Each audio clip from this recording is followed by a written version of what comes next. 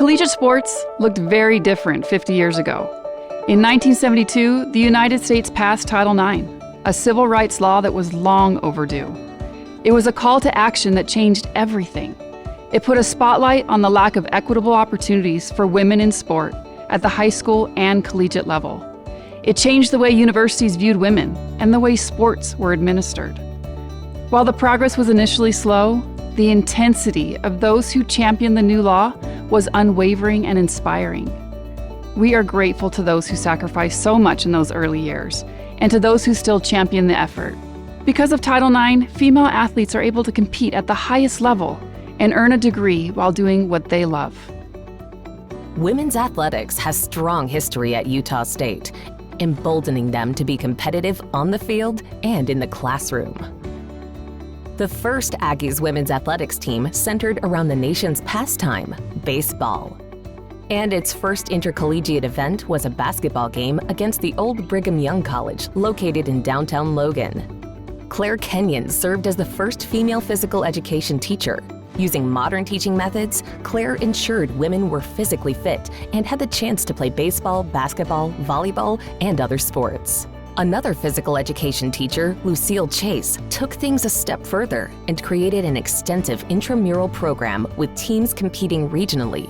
This was so successful over the years, the PE department hired legendary Fern Gardner to coach the women's softball, basketball, and volleyball teams. And they also started competing nationally in the Association for Intercollegiate Athletics for Women. Fern's teams are recognized as the beginning of the modern Aggie women's athletics era.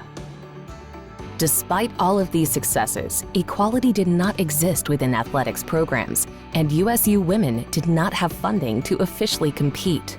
That all changed in 1972, when President Richard Nixon signed into law Title IX, mandating equality in college athletics for men and women, and formally opening the door for equal athletic participation. Title IX has had a huge impact in my life. It's allowed me to compete at meets around the country and be exposed to so many amazing people. As a fifth-year student athlete, I've been able to challenge myself to set personal and school records. And on top of that, I've been able to get my degree at the Huntsman School. In 1975, USU hired Marilyn Weiss as its first women's athletics director.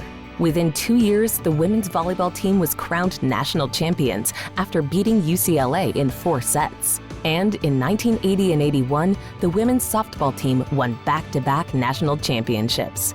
Today, those 3 championships mark the only national titles won by an Aggie women's or men's team. We have come so far since the 1960s and 70s, where we were just trying to be recognized as athletes representing USU.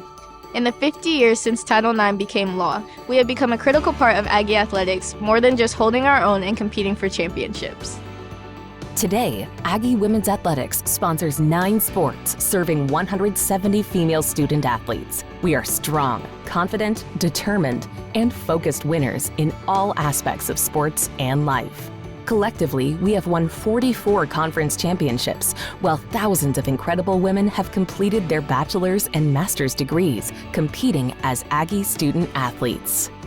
Our achievements over the last 50 years have been amazing. But the fight for equity is far from over. Tonight, we celebrate our success and thank those who have made it possible. But it's also time to refocus our efforts and get to work on the next 50 years. Go Aggies!